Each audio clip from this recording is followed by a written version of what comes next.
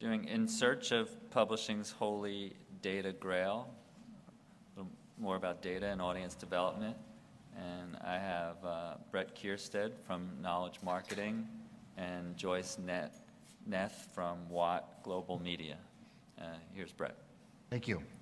Thanks, everybody. So my name is Brett Keirstead. I'm Vice President of Sales and Knowledge Marketing, and we have been a longtime member of ABM and a big supporter of that organization, and now beginning to work within SIA, and we're excited to be here at this event. So I've been with Knowledge Marketing for a couple of years as we've been growing our business and providing technologies to publishers, and I'm excited to be here with you guys today.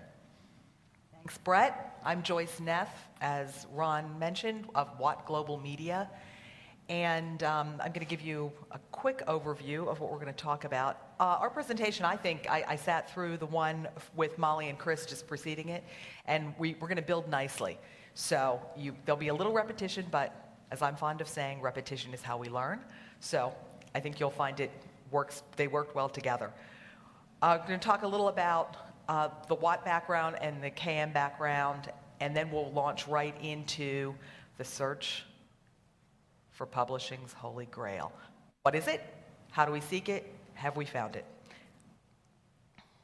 So just real quick, so Knowledge Marketing, we're a software as a service provider based in Minnesota. We provide technology services to the publishing industry, mainly focus on how, primarily in the B2B side, manage their various disparate audiences. So there's the various different transitions that companies are going through in this industry about how you monetize and make money and what the business model looks like. We're a partner to a large number of organizations. So these are a list of some of our clients. You may know peers in these areas. They're very commonly bound by a strategy of integrating various different data elements about their audiences from all the various disparate channels that you guys market and service content to.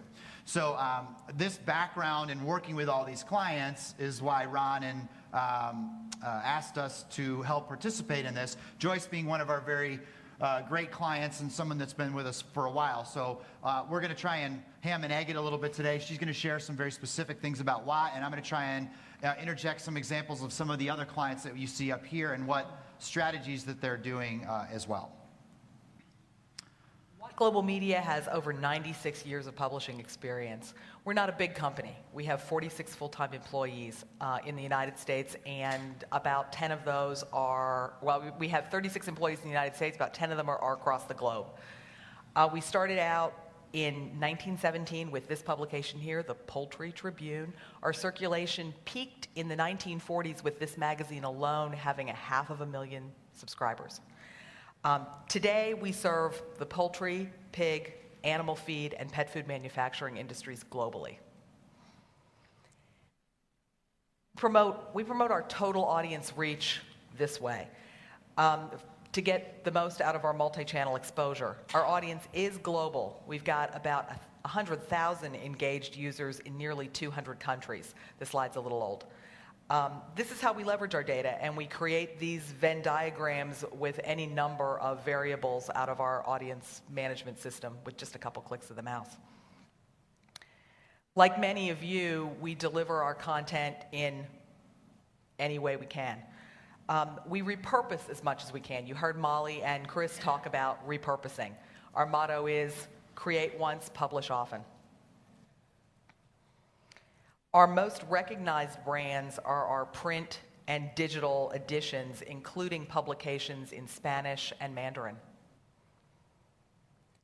We also have websites with original content, e-newsletters, webinars, you know the drill. Online for us, and I'm sure for many of you, now means mobile. We're in the process of implementing responsive design for our websites and optimizing our e-newsletters and our digital products for tablets and smartphones. We have live events in our pet food market, and we have an e-learning platform with exclusive course content created for us and repurposed content from those live events. We're providing marketing services to our clients, leveraging our domain expertise in content creation, combined with the reach we can show with our audience data. This is where our audience data can really seal the deal, and I'll talk more about that later. here are the overall business goals that we were and are still seeking along with that Holy Grail. These are the individual tactics that we're using or that we're pursuing, and you'll probably recognize all of them. Reducing list fatigue, quality versus quantity, increasing revenue, lowering expenses, balancing our revenue model in that increasing our revenue from digital and relying less on print, start getting a premium for our data, and all of this to help us position for long-term success. For us, this journey continues to be a business and a cultural transformation. 10 years ago, we focused on magazines. Today, Watt's audience really is the story. We continue to transform all aspects of our business as our content continues to attract users from all over the globe.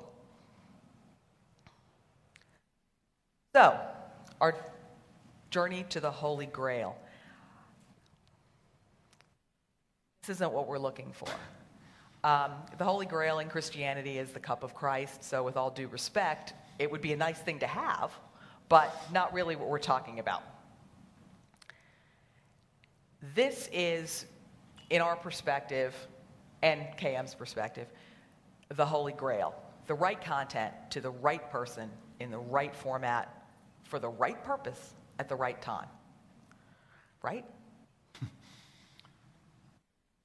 When we say right content, what do we mean? Or right, what do we mean for all of these things?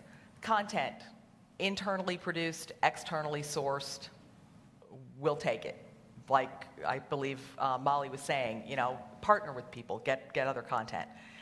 The right person, an audience member in our universe that we know something about that makes them the right person. The right format, whatever that person wants, whenever they want it. The purpose, audience development, lead generation, editorial. In the case of monetizing this, that purpose is defined by our client. And if they're reluctant to define it, we make them define it, because that's all part of the goal. And the timing depends on those goals as well, and where people are in the sales process, volume, frequency, all those things. Right impact, if we do everything right, this could be a good drinking game. Every time I say right, you can drink. This is the outcome that we want. It's to be able to measure and monetize the optimum user engagement, demonstrate that to our clients and to us, maximize the rate of advertiser return, and create better organizational efficiency. That was mentioned earlier as well. Really, we sum up the targeting process for us is we want to fish where the fish are. We want to target those people to get the right thing to them at the right time and not waste the time of the others and not waste our time in creating stuff that other people don't want.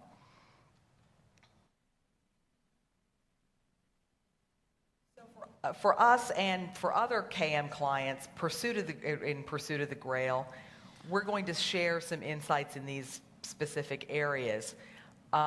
These are the steps or the parts of our quest.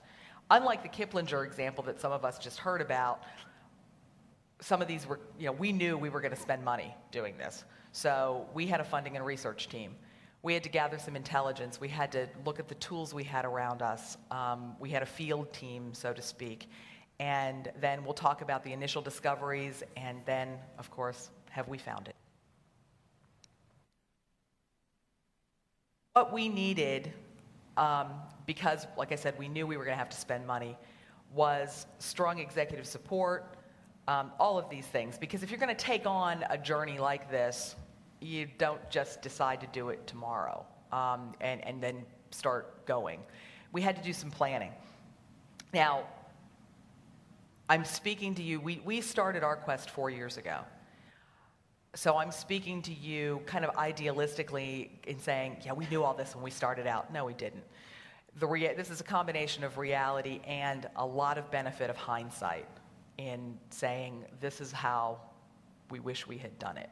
So These are the skills and the attributes that we needed. We formed our team. Just kidding. For those of you who are Monty Python fans, we had to tone down the number of jokes in here. Our search team, we put together a cross-functional team, and I think the most significant thing about this slide is that our CEO was truly the head of the team and on board. He was the one who recognized the need. We didn't have to sell him. That was a wonderful thing. At the end, we had to sell him on the amount of money we ended up spending, but he recognized the need for this effort to some extent more than all of us did. The functions represented were myself representing audience development, and also I'm in charge of market research for us, and we do proprietary research for clients, so that's how that plays into it too. Our director of custom media, and that's a catch-all phrase for all of for content marketing that we do for our clients. Our marketing department, an outside consultant who also brought that bigger picture view, and she provided project management for us. And then we had various subject matter experts from across the organization, our publishers, our circulation manager, and content creators from our editorial team. So, as Joyce mentioned, the summary that we tend to see now, so as we've been working with clients in publishing over the last few years, one of the transitions that we see, as you guys can imagine, if you think about the readership, is what their expectations are. A few months ago, I was doing a presentation for one of our clients, and they had all their salespeople and all their executives in the room. And I asked them this question. I'll kind of raise the hands, and you can answer this too. If you think about yourself as a reader of content or a consumer of content, you get something. It's an email, an e-newsletter, or anything that you get, a solicitate, whatever it is. The question that I would ask you is, you can only pick one of these. Which of these would you engage in more? Okay? If you got content, let's say a brand that let's say Target, right? We all know Target Corporation. Which of these would be more engaging to you, or are you more likely to engage with? Content that came from Target, a brand you know and trust, but had no relevance to you, meaning it was on a subject you could care less about. Or, if you never heard the question too, you didn't know who the brand was, it was something new, you had never engaged me, had no loyalty, but the content that they provided you was spot on, perfect to what you were interested in at the time that you were interested in it. Okay, so in other words, will you take crap from a brand that you love and read it forever? I'm asking this in a loaded way, but... Or the better, no, I'm just kidding.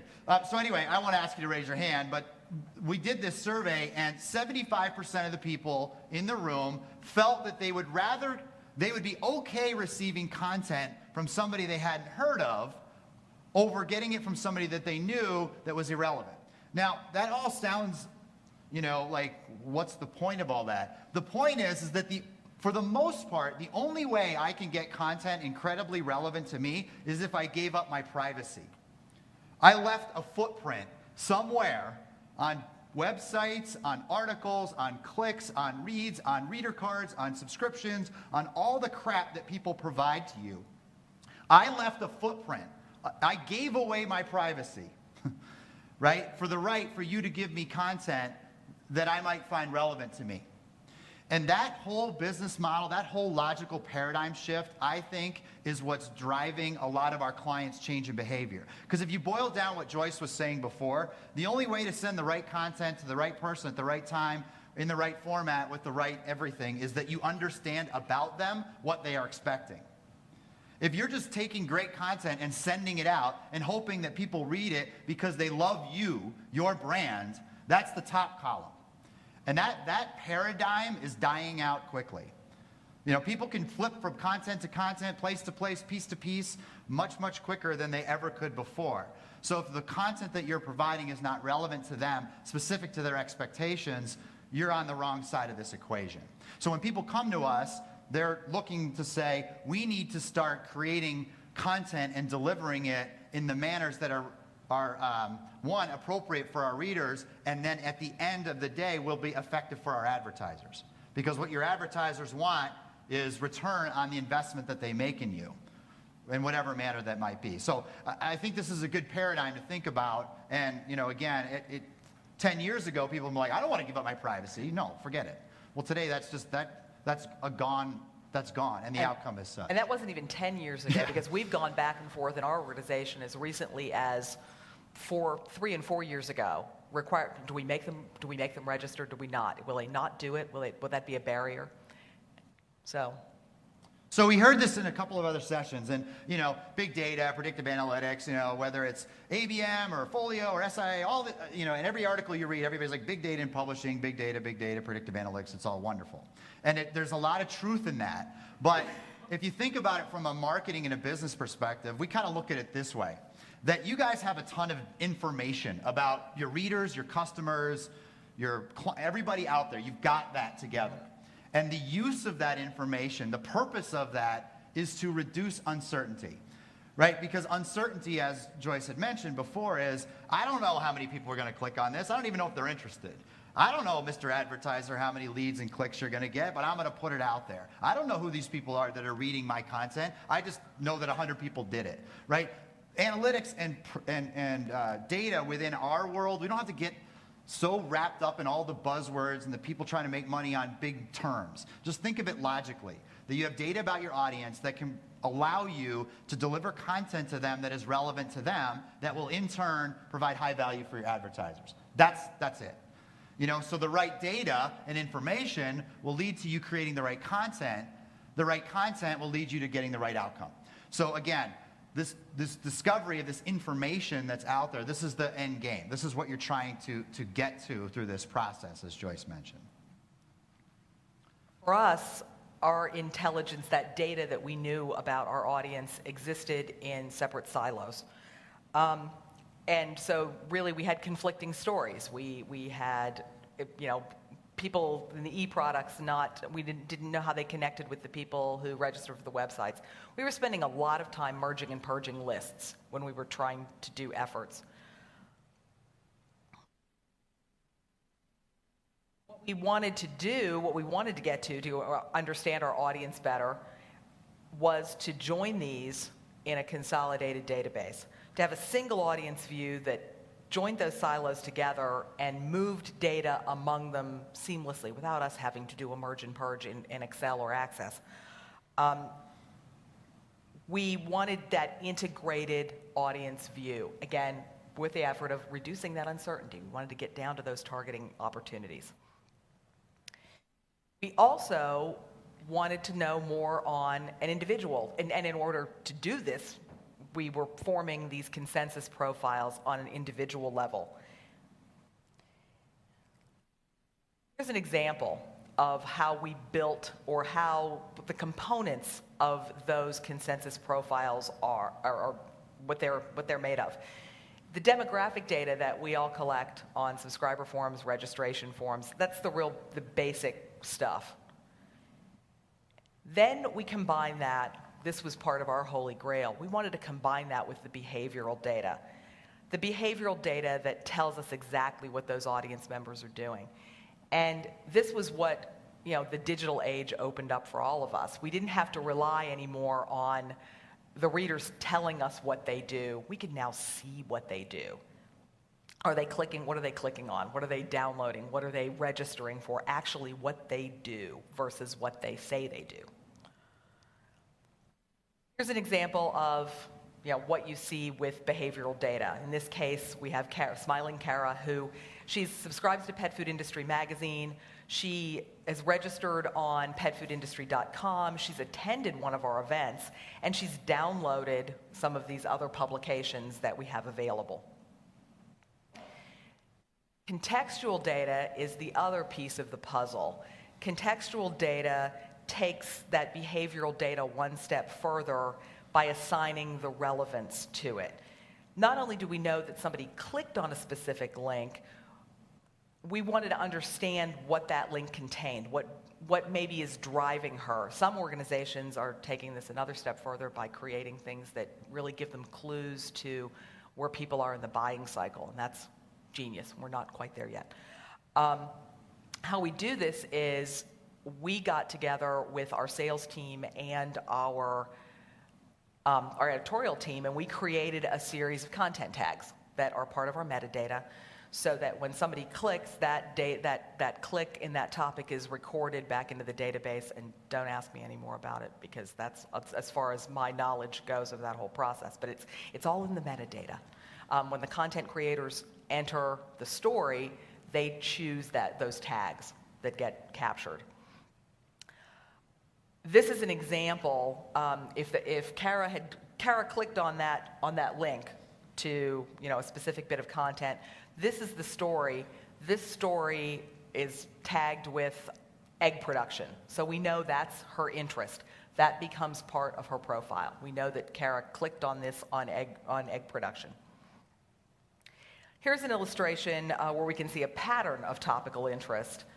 And again, the beauty of this is we don't have to guess by what those are. This all ends up with topic tags that all get combined in, so we can look to see how many people looked at articles on egg production.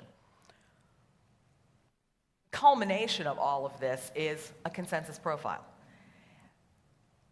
It contains all our data, gives us a complete picture of this audience member, and it's an accurate map. We can go in now and we can search on any of these areas to find other people like Kara, to bundle them all together and to sell to somebody who is one of our advertisers who is interested, or who sells egg production equipment. Here are these people. This is where your ad needs to be. When we started out, this is a lesson learned along the way. When we started out, we thought that this profile was the Holy Grail. What ended up being, it turned it on its ear, was the fact that we went into it saying, well, this will be great because we'll be able to go in and see Brett Keirstead's profile and see exactly all the things he did.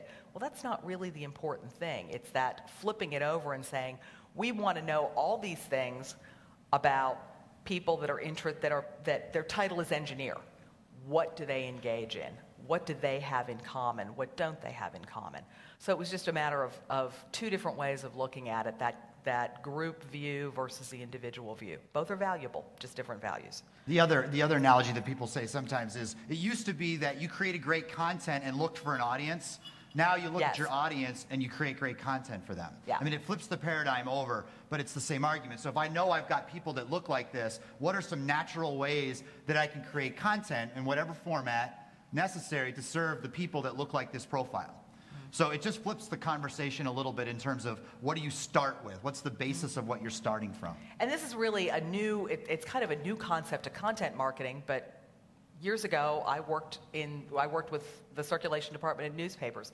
This is how we found new subscribers. We looked at profiles and we profiled. We said, okay, where do I find people that look just like this? And then I go after them.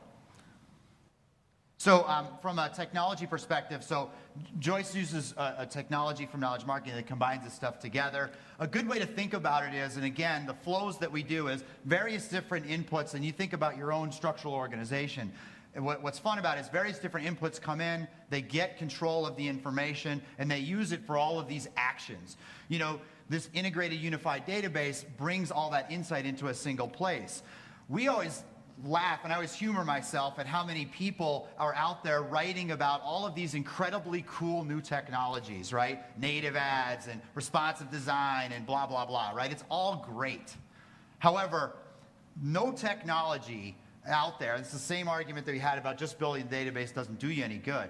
It's if you're not using that technology as a mechanism to deliver content that's appropriate to the reader, you're kind of wasting your time.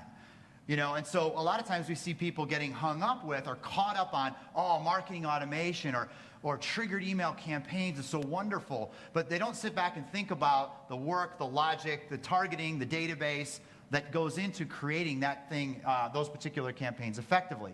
So what Joyce and our other customers have wanted to do first is you build the foundational asset, then you've got the raw materials to do all of these fun things that are so popular, in particular more on the B2C side, and now B2B, we're kind of catching up a little bit with some of the more individualized marketing techniques.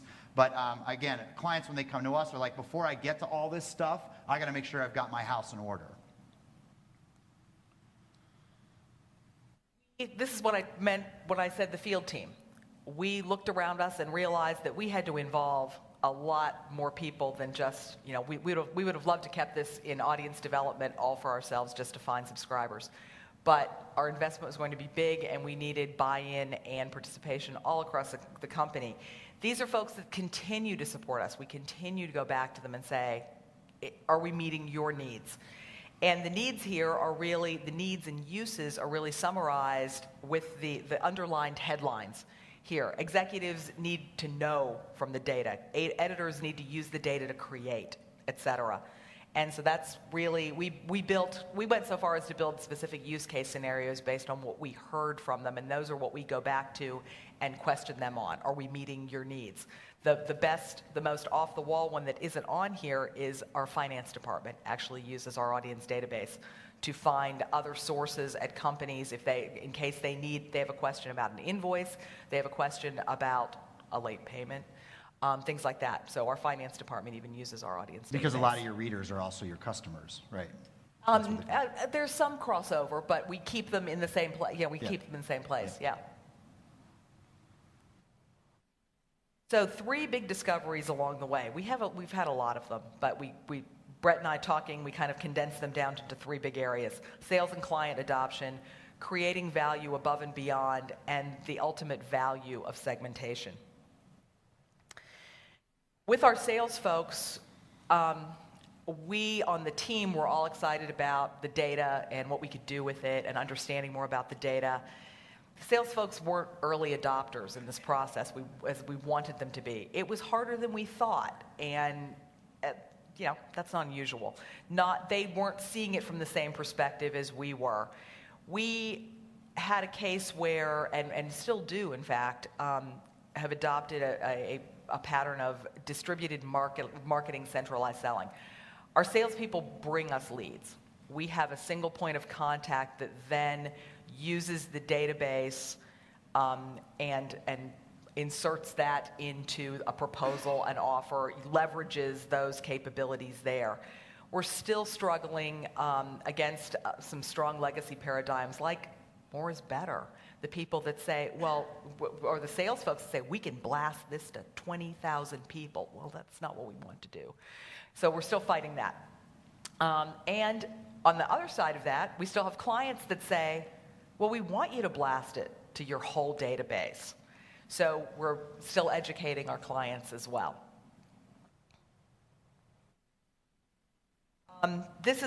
We realized that we needed a paradigm shift. And this is what the shift became, and we communicated. We're not, and this is where we're speaking to audience, our salespeople. You're not leading with ads in our products.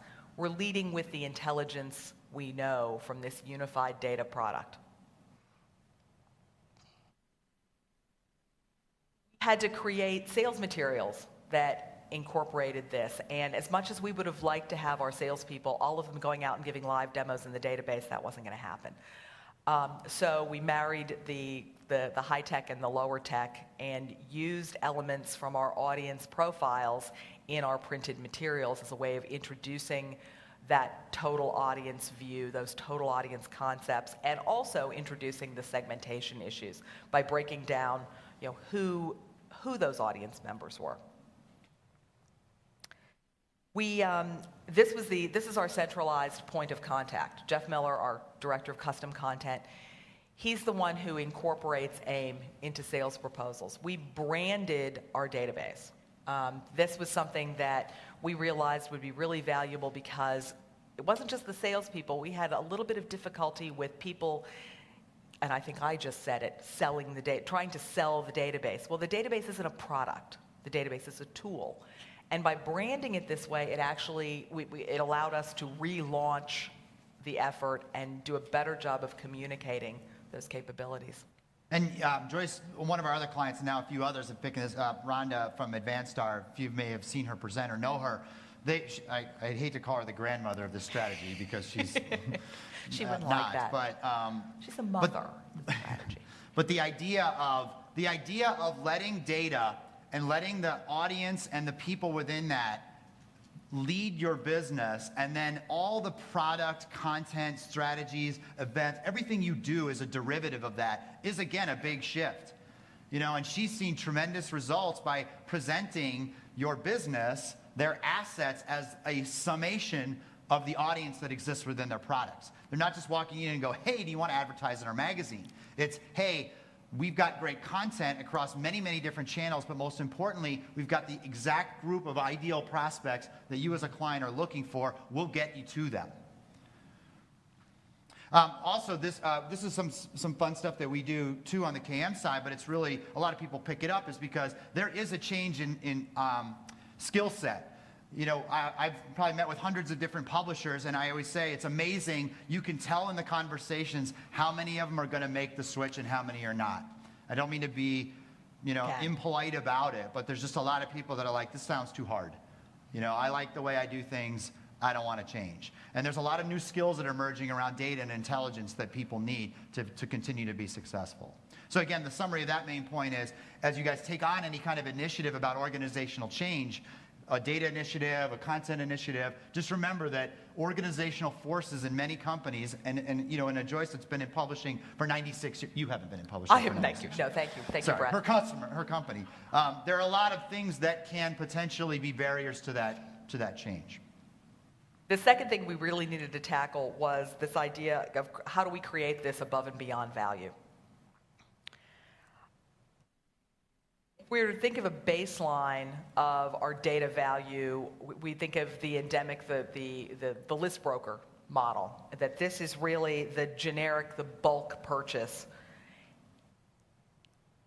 And programmatic media buying, the newest one on the scene, takes the sales rep out of it altogether. You're just placing where you think people are going to end up.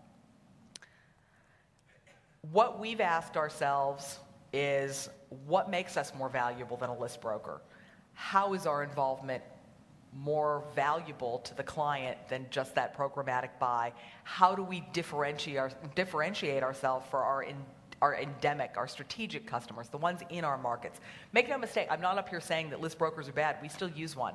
We still sell, rent lists to those to the Uline, to Swiss Colony, to all of those people that are, they're looking for anybody, and we sell those at bulk prices. But how do we make this more valuable? How do we command that higher price than a low-cost leader? How do we become the Target, not the Walmart? How do we provide that better user experience from the side of the client as well as the reader? But in this case, we're focusing on the client. So, we, again, as content creators, whether you're in that side of your business, whether you're on the sales side, whether you're in executive management, whatever you are, again, as Joyce said, there's a paradigm out there that your baseline business valuation is X. And, I could go out to Reach Market, I can go anywhere and get it for a very cheap price. I go to Walmart and get a box of cereal. Why would I go to Target and pay more for that same box of cereal?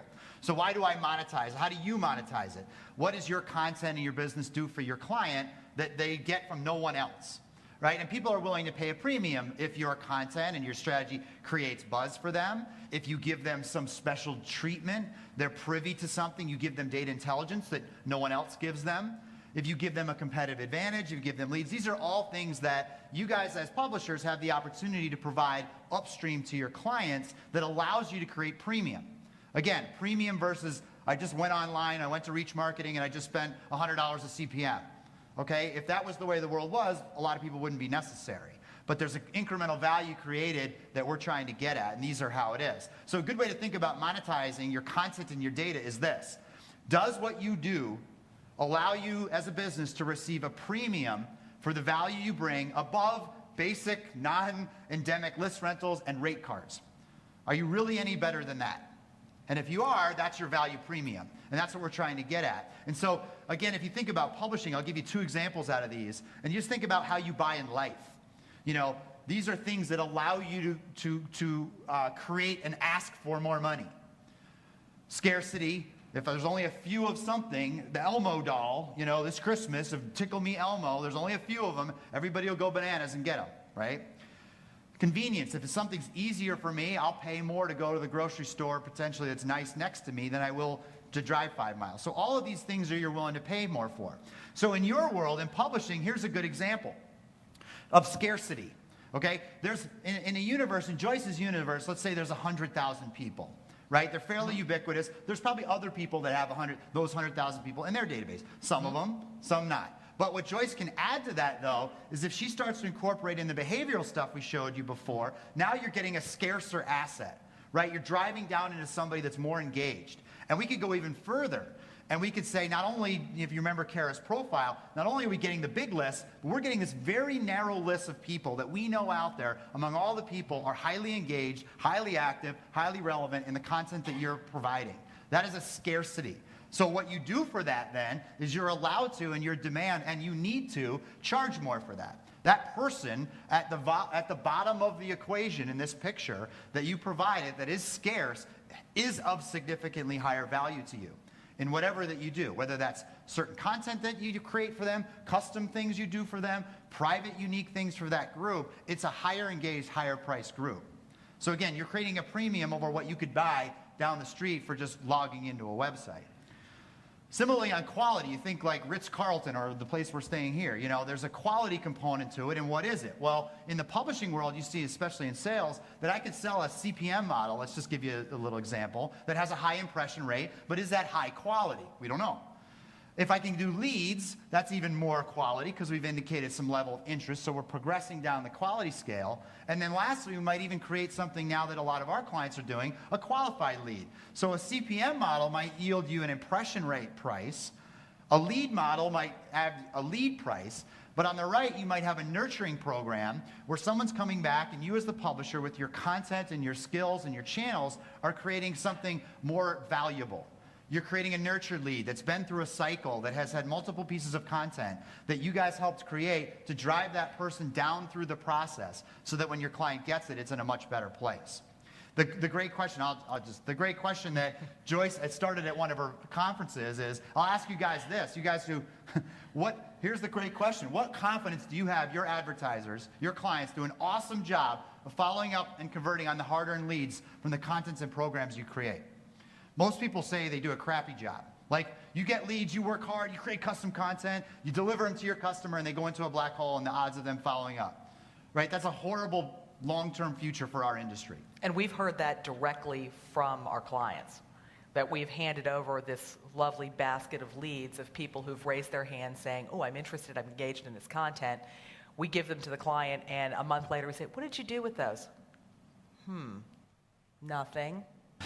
We don't have time, or we don't have this. So that's a whole other area of lead nurturing services that we're starting to provide to people. And it's that idea of adding more of that information up front that we know about that audience, handing them a smaller list, but a list that's a little more ready to serve. And since we're in the food business, that's kind of fun. So the last one a little bit is on segmentation. So again, as Joyce and clients get through this process, you learn a lot more about the value of segmentation. So I'll give you a quick example, and many of you might think about how data can be customized and products can be created and content for the purpose of an individual client. So we had a client that had a pharmaceutical company, Sanofi. They looked at them and presented to them a quality lead program that had nurturing and conversions in it. So they went in and instead of just saying, do you want to buy an ad? They started saying, what is your end goal? What objectives do you guys have as a business? So they kind of took a funnel approach to it. And when they started doing data segmentation and programs, they ended up demonstrating to them a significantly higher rate of the really important measurements at the end of the day. You know, if this was 100%, 100%, 100%, we'd have achieved the Holy Grail, right? We're never going to get there. I mean, maybe that's a perpetual pursuit. But the idea that we're using something more targeting for our clients' programs around data, it can often lead a significantly higher rate of performance. So what they did was they went in and they looked in the database and they found a very highly targeted group of people, 3,500 people that met a very precise criteria for them. So imagine me as you, I'm walking into my client Sanofi and I'm trying to get them excited to spend money with you. right? And so they go in, and we went in and we said, hey, look, we noticed that there's 3,500 people in our universe across all of our products that have clicked on content with your name in it. You know, so that's great news. Maybe we delivered them to as a lead for you or not. But here's what we're going to do. We're going to take that list and we're going to start going after it because we know they already have some awareness for you. So we went in and we looked at it and we said, hey, there's a smaller list among that of senior level executives. They're concentrated in a specific geography. And so we're going to go out and create a program for you. Custom content for you. Okay? So this client went and said, you know what? We're not just going to, hey, you want to advertise because we have 3,500 executives in our thing. They said, look, here's what we're going to do. We want to create 3 custom events for you. We want to create a webinar. We want to do a confined executive roundtable. And we're doing custom content marketing across those various different channels aimed at that specific target group. So the point we're trying to getting at is that the days of blasting 100,000 people and relying on a 0.08% open rate and hoping that those 865 people grab that piece of content and engage with it is a legacy strategy. Everyone wants to do that, but not everybody does because the trappings of, well, they just want 20,000 names, so our big customer said we had to do it, so we did it. And that'll never go away, but I think we're all trying to morph away from that model.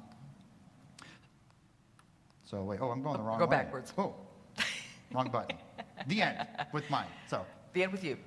Just to add on to the segmentation piece, it's that segmentation capability, that idea of we can look in those profiles and look at who the relevant people are, what their relevant engagement is. Demonstrating that capability with our database tool has gotten us new business opportunities with existing clients. It's gotten us new clients, and it gets us into different pockets, literally, of the organization. We've gotten exposure into business development departments. We've done product development work for companies. It got far beyond media buyers and the sales and marketing people. It allows us to compete differently against other publishers in our space. What Jeff Miller, the point person on our presentations, he gave me a great line before I left when we were talking about it. He said, it gets us off the rate card. This isn't something that you can rate card. These are custom programs that you can add value and really do something special for your clients and garner that loyalty and get them results. So have we found it? Yes and no. We've had some incremental successes along the way. We've had, as I said, new business from existing clients and new business to the tune, in the past year that we've been tracking it, to the tune of about $200,000, which is pretty significant for us. That's a number that we can't go back and say that was exclusively due to the targeting and to the things that we can demonstrate, but we know that it was incremental. We know that it was because of our efforts and because of our audience focus that money came in. It's not a single idea. It's not a single point in time. It's a continual journey, and we measure our success as one customer at a time. It's the customers that are really driving it for us, what their needs are and how we fulfill them. It's a journey for our salespeople. As we get these successes, they get more confident selling this way, and that's huge. Really, at the end of the day, and I've been in these client conversations, when a client says to us, we didn't know Watt could do that. Bingo. That's a win for us. So that's the main goal today. Hopefully that was in track with your expectations. You guys have any questions of Joyce? Or yes? Here comes Here comes the microphone. So you don't have to shout.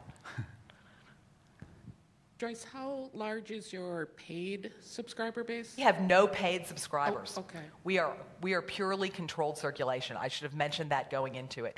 We have no paid products for users yet. And how large again, then, even with controlled?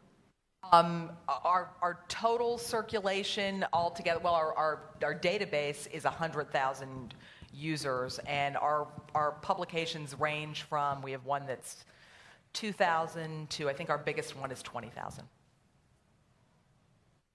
Globally as well. So. Anyone else? Other questions?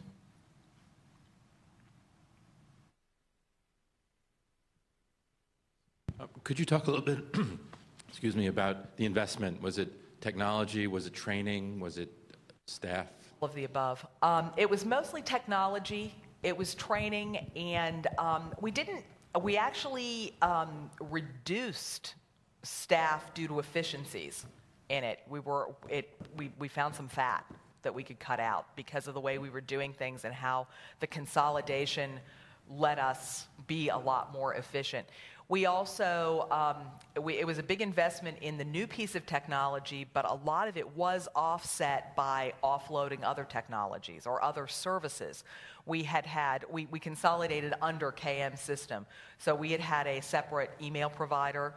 We had a separate fulfillment service and those kinds of things. Those costs kind of rolled in. But the check at the end of the day, the big lump, it was big enough that we said we seized a little and really had to get that involvement. And we did this, in case you missed it, we did this 4 years ago. We did this in 2009 when there wasn't a whole lot of money around. So having the CEO as the head of on that team and on board was a huge asset and just a huge vote of confidence, and sent a message to the organization. The other thing I like to say too is, and Brett alluded to it a little, you don't just buy a database. You really, in our case, I thought I was buying a database. What I bought was a culture change.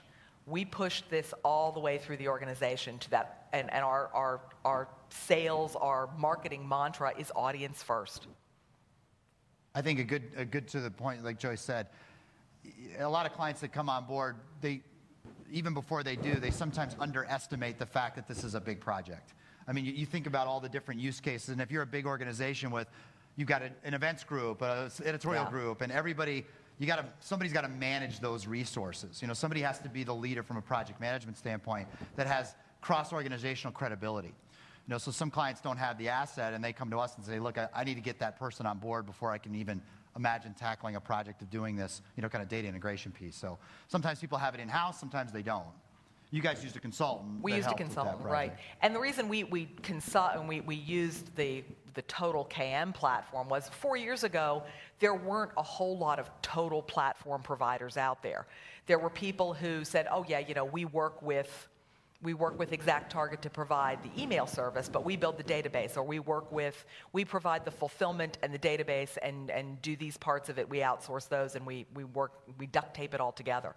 We didn't want duct tape. We were a little more nervous than that. We wanted it all together. Now, there are lots of options out there for assembling your own, if you will, or building your own. I mean, that was a choice that we evaluated as well. Our technology team made a very strong case, they thought, for building it, and that's not a core competency that we wanted to develop as a company. So we outsourced the whole thing.